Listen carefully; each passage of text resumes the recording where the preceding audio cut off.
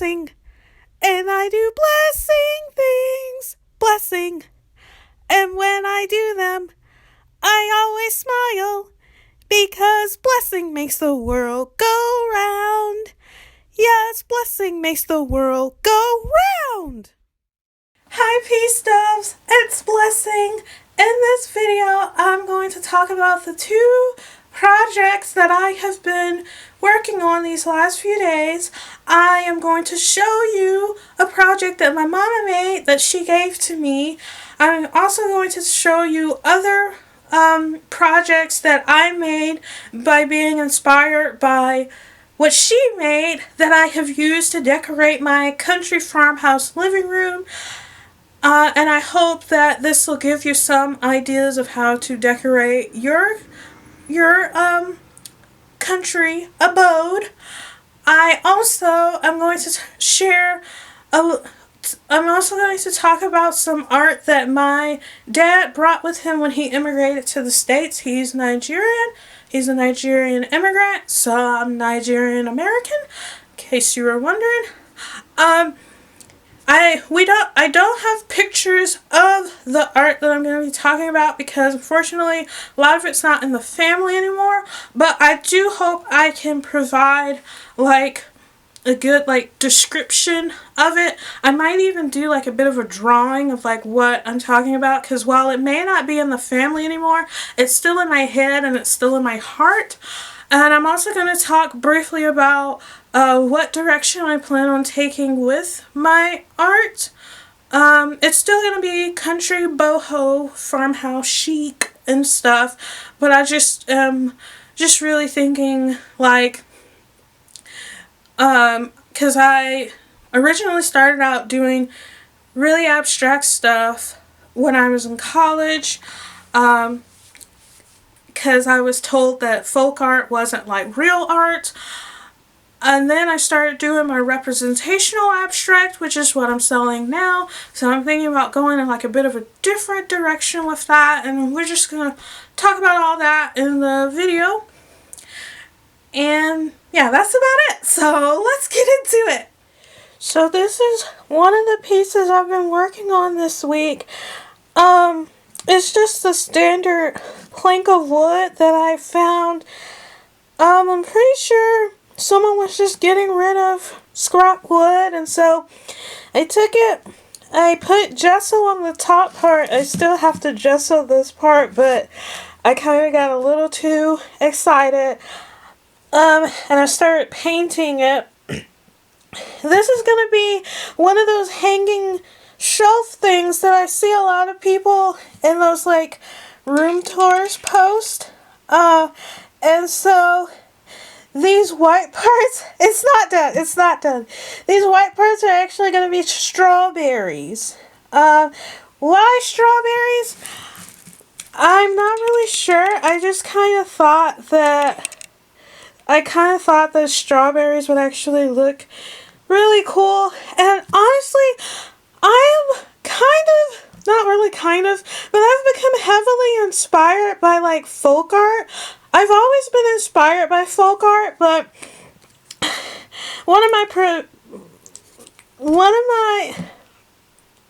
hang on, how can I word this eloquently?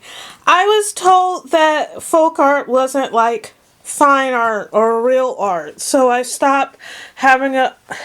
kind of stopped my folk art obsession, but now I'm like going back to it, and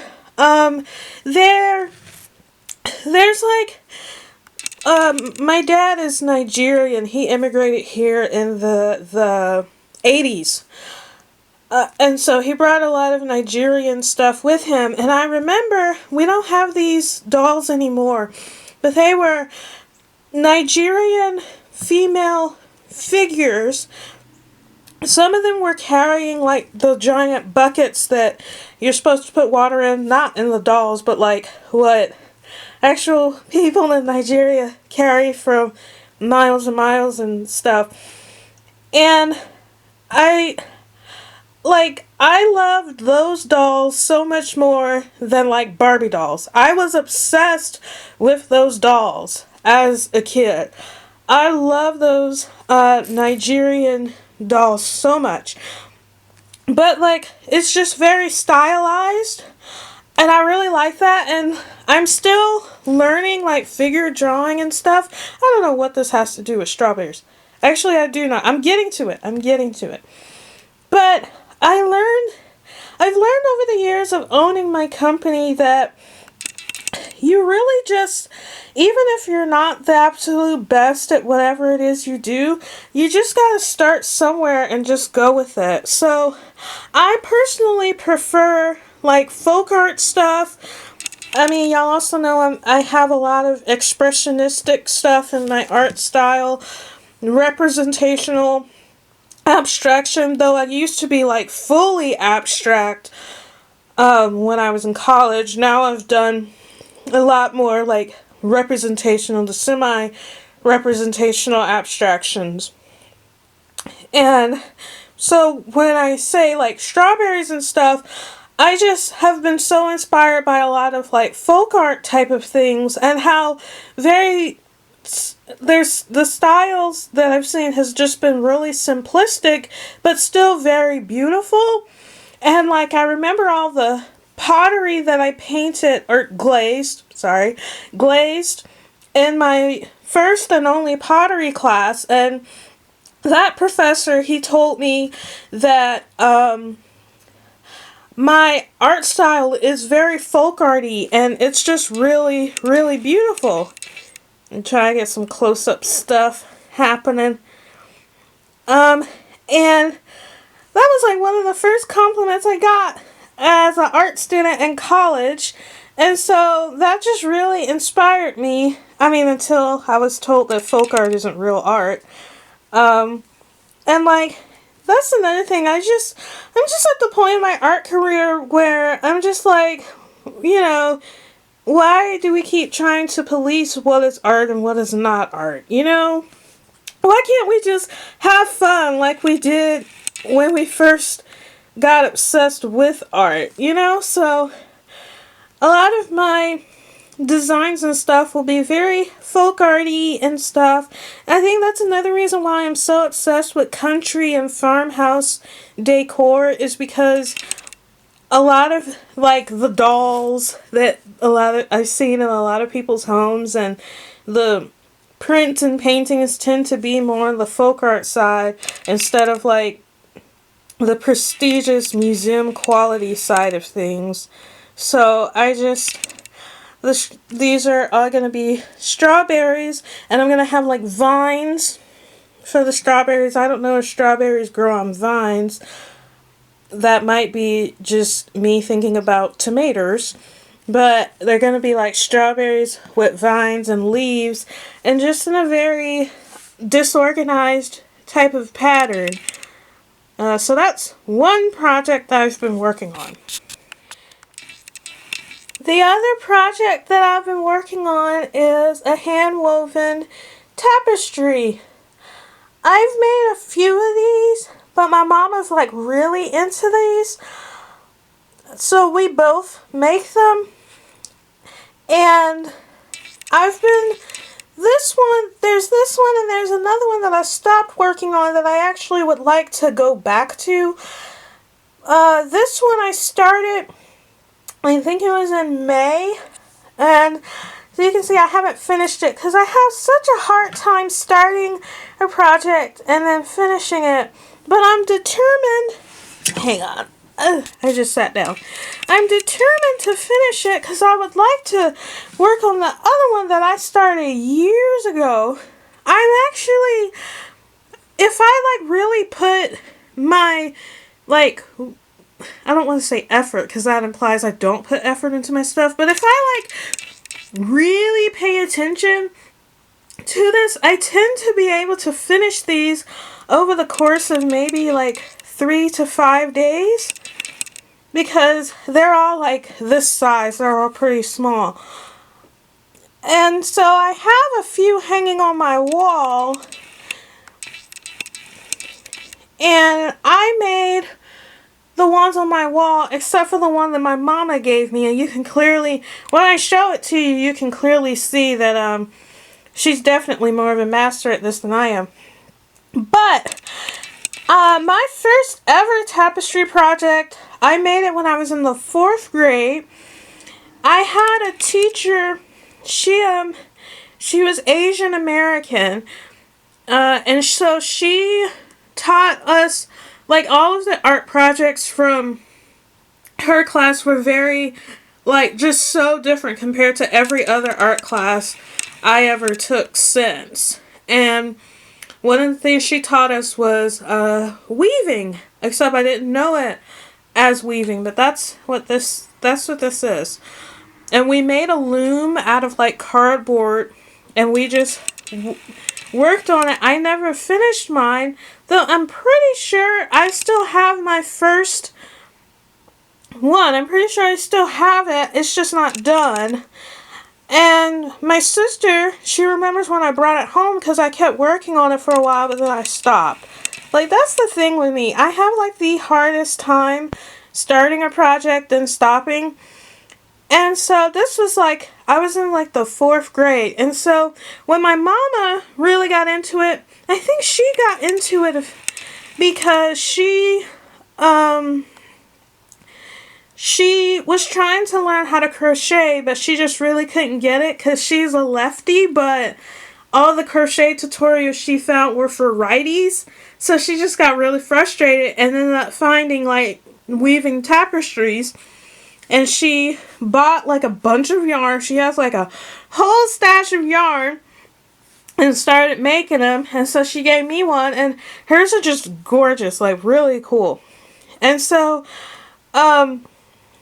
my sister told her that I had a tapestry that she remembers me making. I just never finished it. And so my mama showed me, this was maybe 2 to 3 years ago, and she gave me one of her tapestries. I got to pick which one I wanted. And so she's been making them ever since. And so whenever I make mine, I tend to just make them for me. Or, like, if my church, back when we weren't really doing the whole virtual stuff everywhere, I would try my best to, like, make a tapestry for whatever children's lesson that we were fixing to have that week. Because my church is very liturgical, and we kind of follow, like, a calendar of, like, what Bible passages we're going to read for the week. So I try and do that, but it is a bit of a process, and I didn't have a lot of time to do all that. And this fork here, so the process is actually really simple. You have a needle. They sell these at, like, Walmart. I bought mine. It's like 2 in a pack for like $1 or something. They're like a needle called weaving needles. This is plastic, but ideally you want to, like, get a wooden one. And you stick it to where, it goes, like, over and under each of these threads here. This particular threading I use twine, but you can technically use, like, maybe another piece of yarn or, like, whatever, but I use twine because I wanted to have, like, a bit of a earthy, like, eco-friendly type of vibe to it. And then you pull the needle all the way through, and then you take, like, a fork. I use a fork, but you can technically use, like, whatever, and, like, scrunch it up together so that it becomes, like, an actual painting. And so it's not, like, loose like this spot is over here. So you see how loose it is over there? It won't be that way forever. I just have to finish, like, scrunching up yarn around it and stuff. And see, it's, like, loose like that. You don't want to keep it that way, like, if you're trying to sell it. But as you finish adding yarn to, like, all of these patches, then you can, like, bunch it together so that it's not that way. And this fork, it's actually a handmade wooden fork from Kenya. I've never been to Kenya, but I would really love to like visit Nigeria because I'm Nigerian American. But I want to visit other countries in Africa too, and see. There's like this person here, but it's a handmade fork. It's a part of a salad set that I got from an antique store, and the tag for like handmade in Kenya is on either the spoon or the knife, but I like to use this fork not for eating or tossing a salad, but to bunch up this yarn because it is just it's just perfect for that, and it's wooden, so I like to keep that together. And this loom is made. This is a wooden frame from a canvas that my mama. No, actually, I bought this. I bought this at Walmart. The canvas at Walmart. I took the canvas off and then I put. I hammered nails into it. Some of these nails are a little loose though, because I kind of just fought with the hammer too much. And I put the nails on like all four sides. So I've been doing tapestries in portrait mode because I have like wooden dowels that are like the perfect size to fit through it. But I would like to do a large one in landscape mode and see what happens. I just haven't done that yet. So that's the other project that I've been working on. So this tapestry here is the one my mama made. As you can see, it's really gorgeous, beautifully made, and I picked this one out because her whole house is like filled with ones she made herself. But I picked this one because it's got fish on it, and I think she said there are more beads. Maybe it's not this one. But there are a couple she has where she has like these beautiful wooden decorative beads. And so this is like fish in water. Very abstract, but very like, not even like abstract, but more like folk arty, which is where I see myself taking my art. Let me just make sure stuff's in focus. I really like more folk arty type of stuff, and I mean I pretty much love all art styles, but I feel like I've just been stuck in a rut of like, if it's not realistic, people won't like it. So next to that one, I made this tapestry in 2016. It was after Thanksgiving, and my mama showed me all the ones she made and gave me the fish one that y'all just saw. So you can see, I obviously was quite rusty with this, but I was so exhausted from like building the loom and everything that the finished product was really not well planned out. It's like 2 jellyfish, and I kind of just messed up quite a lot because I was overthinking it in terms of how do I make sure that like all the different colors like mesh together in like one composition, and I was being too tight in some areas, so it's not the greatest. Please don't tell me it sucks. It was my first one after not doing them for years. So there's that. And if we go, hang on, I have to pause you guys. This is my second tapestry. As you can see, it turned out so much better than my first one. It is of a koi fish, and I did iron out quite a few of the kinks and problems I had with my first one, but I did still have some problems that I didn't solve properly. Like if you look over here, this area by the tail, I would take a white thread and like loop it into like the red part of the tail, and you're not supposed to do that because when you're doing this whole process, all of the different colors will mesh well together as long as you like stack them with your fork to where it's thick. So you don't need to like take threads of different colors to like drag them into other colors. But I like it. I think it turned out really well. I love koi fish, so that's what this one is. This is the last one I'm gonna show you guys.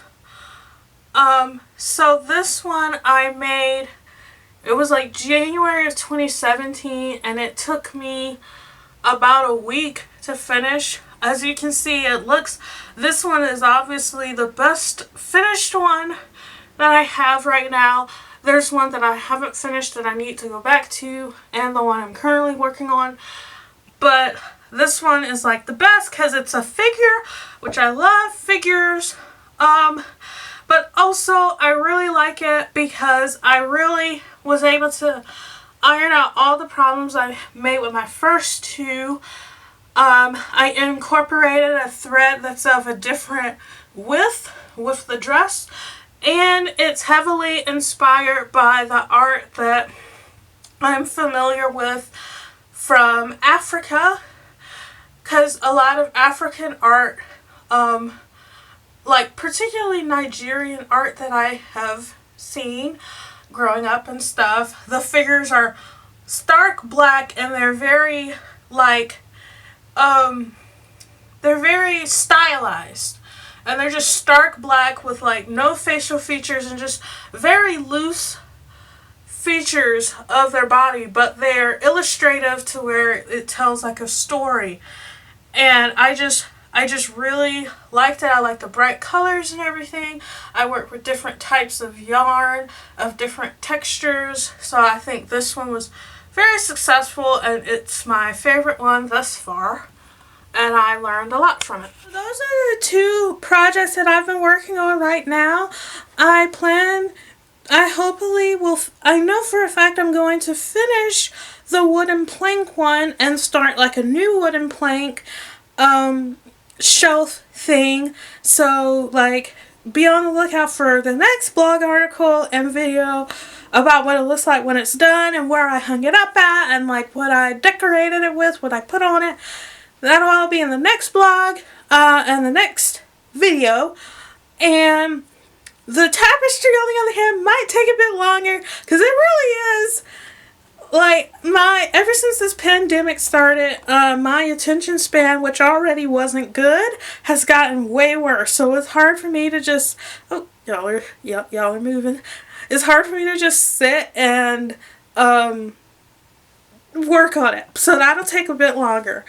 But I'll definitely have like an update on how far I got in the next video and blog. I post blogs first because I like having just everything on my website. That's like the best way to get in touch with me, because while I do use social media, I'm not like constantly on it. I tend to just log on maybe once a day.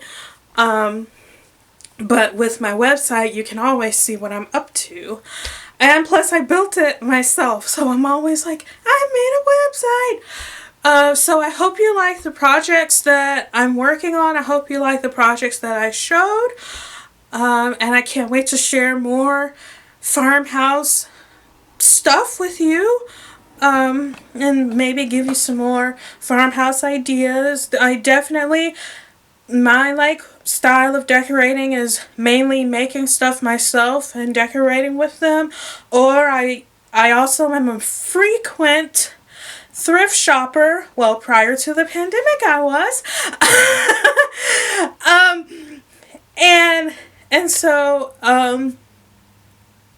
So I tend to buy stuff in like a thrifty way, and then I either paint over it or decorate it to where it doesn't look like I paid $5 for it. I also have I like clutter, not in like a hoarder's way, but like I just like being surrounded by stuff. I'm not minimalist at all. So if you love like minimalist modern stuff, this is definitely not the place for you. My channel is just very informal. I'm trying to like do more videos and blog articles now. My blog, I mainly write about like what I've done in church, traveling prior to, you know, what happened. I also like to talk about, I'm fixing to like start talking about my recipes because so many of y'all on social media have asked me for the various recipes of the many foods that I have made. So my blog is just really a hodgepodge of like everything that I do in my life. So I want my YouTube channel to reflect that. So I hope that you enjoy just getting to know me via YouTube and know that my blog is usually where all the content goes first, and then it sort of siphons out to my social media gradually. So there's that. So I hope to see you doves again soon. Adios! Thank you so much for watching this video. Muchas gracias para mirar este video. Have you joined the Peace Dove Nest, the official Peace Dove Nest? You get a member of the official Peace Dove Nest gets an instant 20% off coupon on any purchase in my store. They also get exclusive sneak peeks to future collections and future products. They get to contribute to future products. I often send out emails for like voting on like, you know, certain color schemes and patterns that, you know, y'all may or may not like. And they also get to become a part of a Magical's Facebook group filled with just goodness and uplifting feelings of us sharing our lives with each other. To become a Peace Dove Nest member, just go to blessingvhart.us/discount and, you know, just sign up, and it's even GDPR compliant. So look forward to seeing you on the other side in the Peace Dove Nest and stuff like that. Alrighty, adios!